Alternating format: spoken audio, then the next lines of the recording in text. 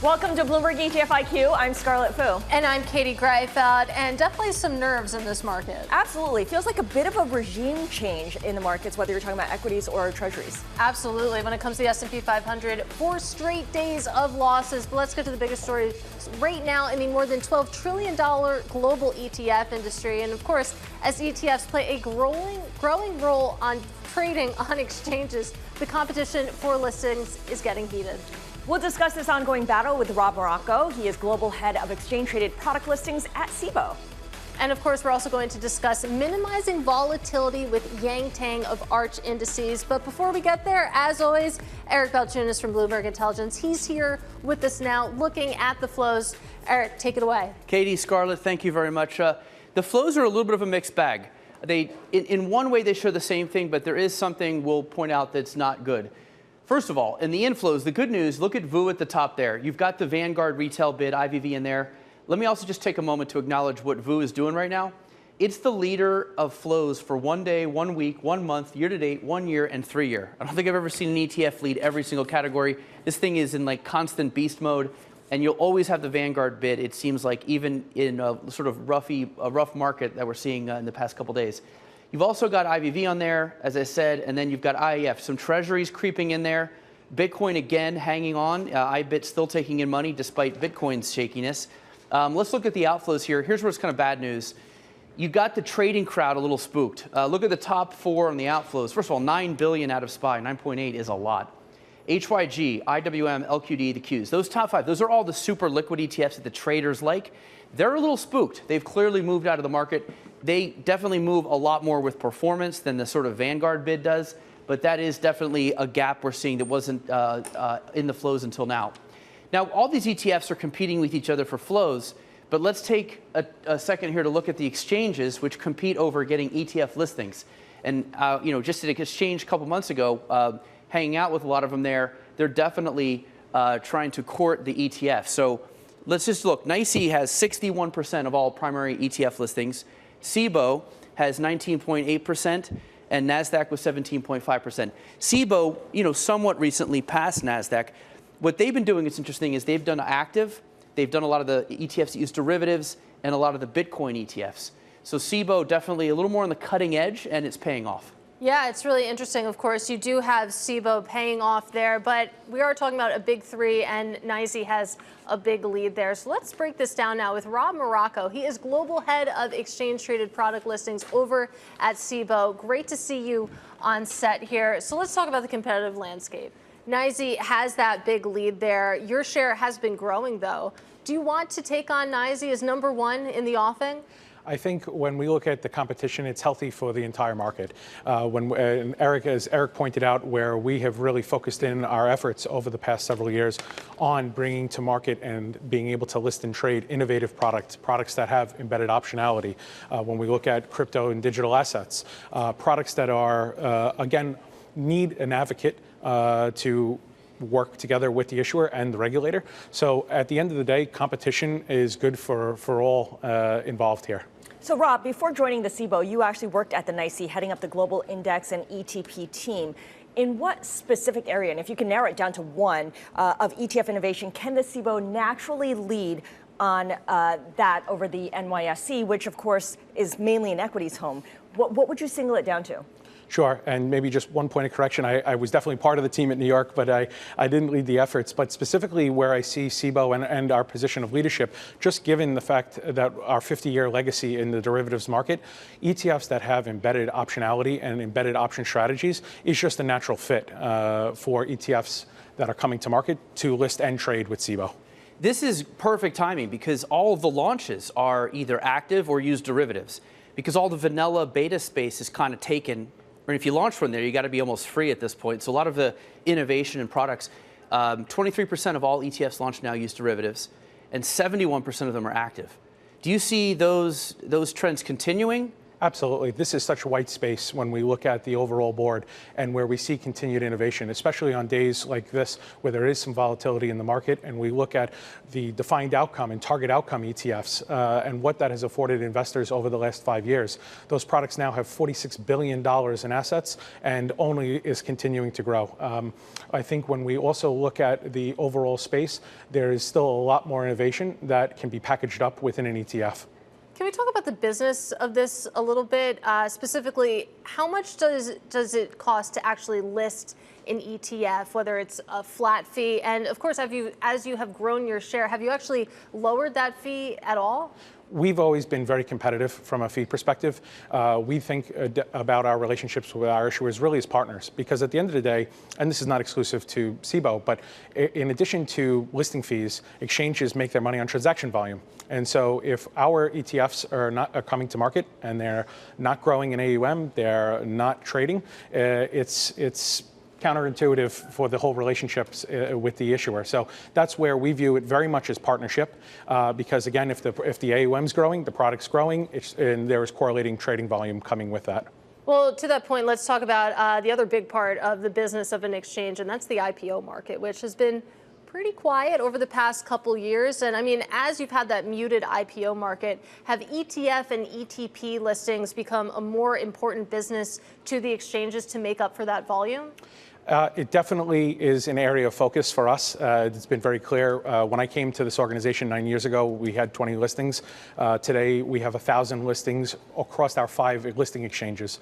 We're listing ETFs across North America with the US and Canada, Europe with a regulated market in the UK, the Netherlands, and additionally in Australia. So the ETF issuance, not just here domestically, but really in partnership with global asset managers, is a key focus for us. I think this is a first in that Eric didn't mention any spot Bitcoin ETFs. And go with the well, this is my next question, but I think you're going to steal my thunder. I am going to steal your thunder.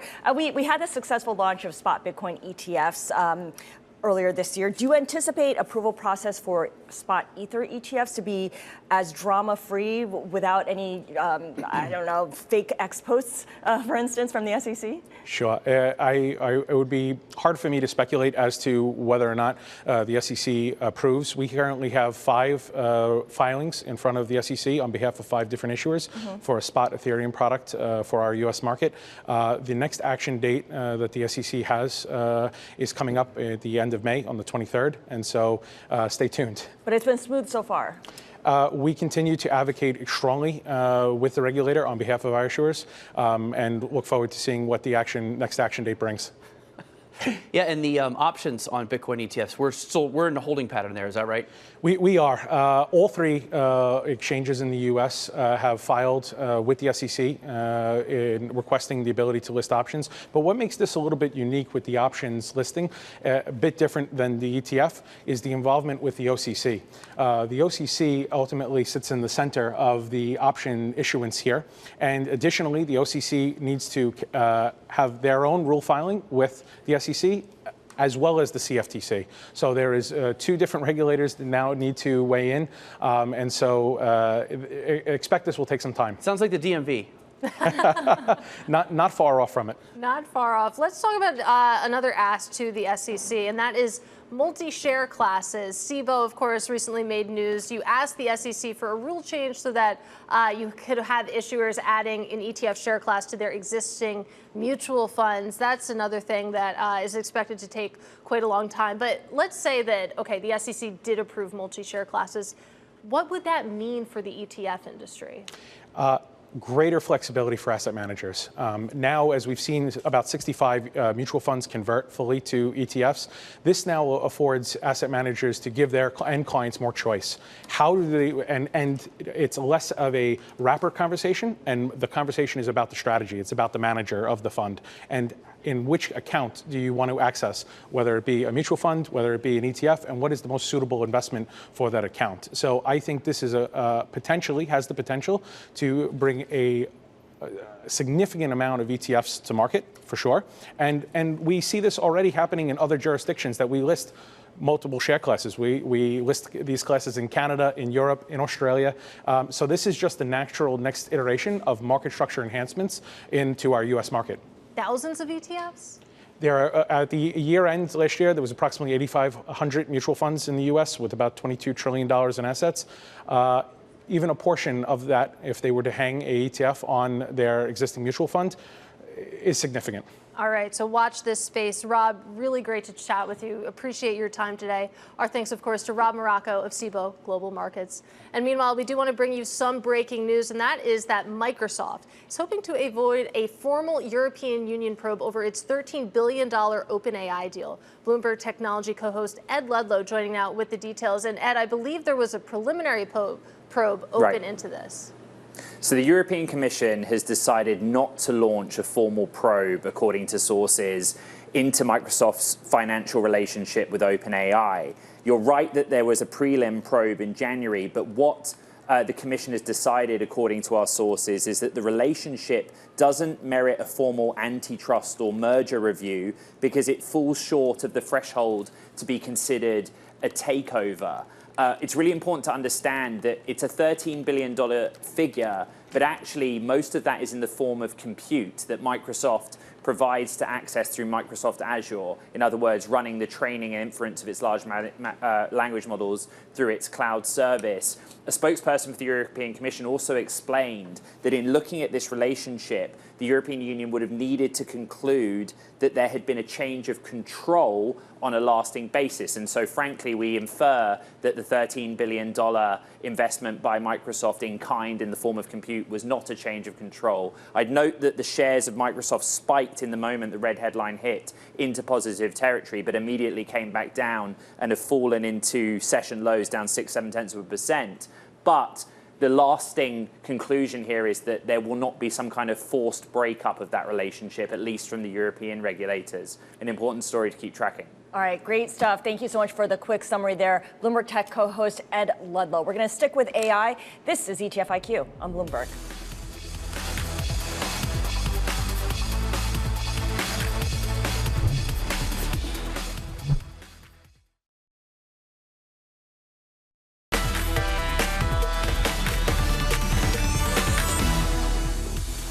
Welcome back to Bloomberg ETF IQ. I'm Katie Greifeld.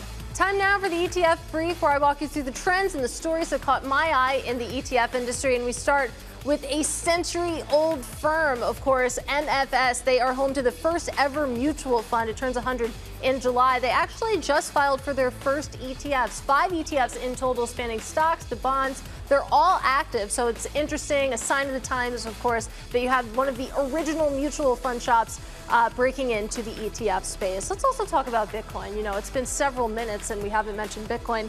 We're talking about BlackRock versus Grayscale here. Of course, Grayscale is home to the world's biggest Bitcoin ETF, GBTC, but IBIT clearly catching up here. Grayscale currently has about $19 billion in assets under management. IBIT has $17 billion, and you can see that that gap has been narrowing and narrowing, so definitely something to keep an eye on. But let's go all the way over to Taiwan. It's not a market we talk about a lot, and maybe we should, because as you can see on that chart, assets have absolutely been booming when it comes to their stock ETFs. And Scarlett, a lot of that has to do with AI. Yeah, so let's bring in Carolina Wilson of Bloomberg News to talk a little bit more about this. We know that when it comes to AI, Carolina, everyone has a bit of FOMO, and that's certainly the case here in Taiwan. Set the scene. What's going on over there? So people in Taiwan are plowing cash, in some cases, all of their savings into local ETFs tracking Taiwanese equities. When we look at that underlying stock index, it's risen 30% in the past year, helped, of course, by this 55% gain for TSMC, the world's largest chip maker and the #1 supplier to NVIDIA. We estimate that Taiwanese now hold more than $50 billion in these ETFs tracking local stocks. Now, that's up more than 80% from a year ago and 12 times the 2019 level. So I think it's important there to set the stage at just how much this has been a surge. For broader context, Taiwan is home to the 3rd largest ETF market in Asia. That's behind Japan and China. But in Japan and China, central banks and government buyers account for the majority of purchases, while in Taiwan, about 80% of assets invested in these equity funds are actually coming from retail investors. And Bloomberg Intelligence predicts that by December, 1/3 of all Taiwanese will own shares in these funds. Yeah, just wild. So a lot more organic demand when it comes to Taiwan. How do regulators in the country feel about it? So, with some people even taking out reverse mortgages to get their hands on some of these ETFs, officials in Taiwan have definitely been expressing concern about this rapid growth.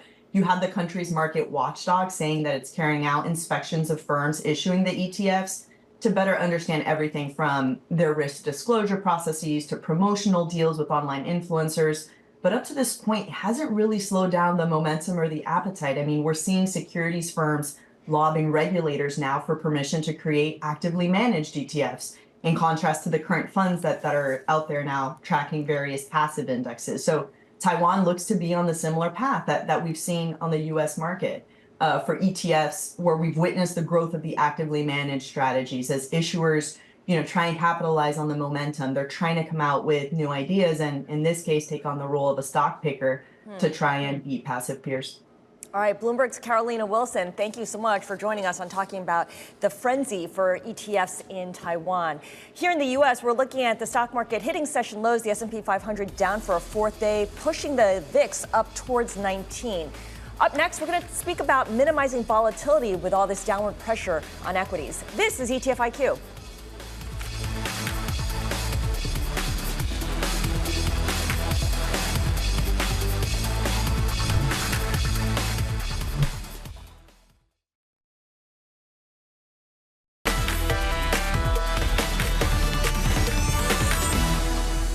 This is Bloomberg ETF IQ. I'm Scarlett Fu along with Katie Greifeld. And Eric Balchunas from Bloomberg Intelligence back with us now for today's drill down, where we focus on one ETF. Eric, hit it. Katie, today we're looking at VWI, which is the Arch Indices VOI Absolute Income ETF. This is somewhat of an institutional type strategy from someone who worked in the institutional world. And basically, look, it's trying to maximize income and keep volatility low. And it does a risk-adjusted weighting.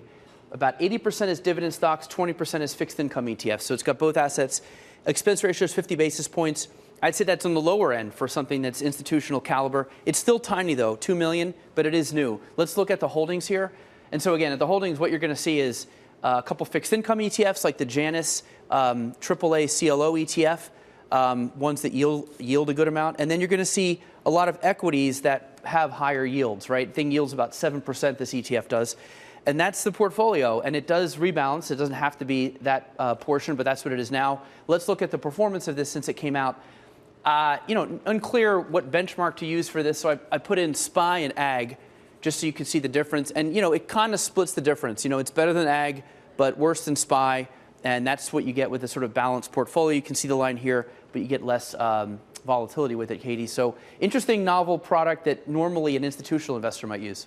Well, Eric, thank you. And joining us now, I'm thrilled to say we have Yang Tang. He is co-founder and the CEO at Arch Indices. So let's talk a little bit more about that audience and who this is for and where it should be in your portfolio. I mean, Eric compared it to SPY and the AG, so it sort of straddles stocks and bonds. But how do you explain this to your potential investors? Hi, thank you so much for having me. So the way to think about this is it's income exposure. So for anyone that has an income need. So think of yourself as a retiree. When someone retires, they have two risks: how long they're going to live and the cost of living in that period.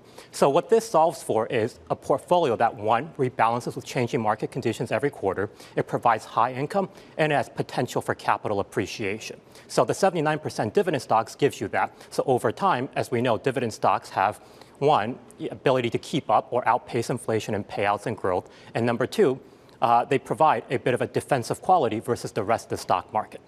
Secondly, this is for people looking for more defensive income exposure. The last 6 months, we've seen a very frothy asset market, right? We've seen explosion in the momentum strategies. We've seen a lot of explosion in the growth strategies. Over time, factors change. So I'm curious to get your take then on where we are in terms of market conditions. They're clearly changing right now. We talked about how the S&P 500 on a 4-day losing streak, the 2-year yield hit 5%. Are we at a shift here when it comes to the overall market conditions and where things go next and how that affects the balancing within your fund? Yeah, so I think we are. The last 6 months, the last 2 years even have been a very liquidity-driven rally.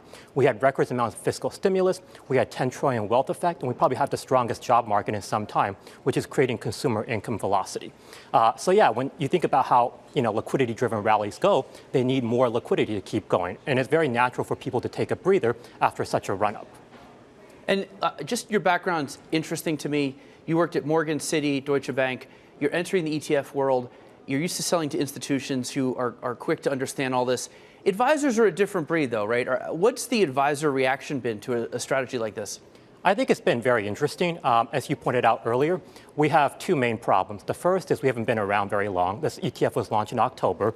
And when we started, a lot of people's feedback was, this is very interesting, but I want to watch it. I want to make sure this actually does what you say it's going to do. Secondly is I think people are coming around to the idea that market cap and equal weight portfolios have a lot of flaws. Last year we saw a few things, right? We saw really 7 companies drive the S&P 500. And then on top of that, we actually saw an emergency rebalance in one of the largest exchange-only indices out there. So a lot of people understanding the size bias of this.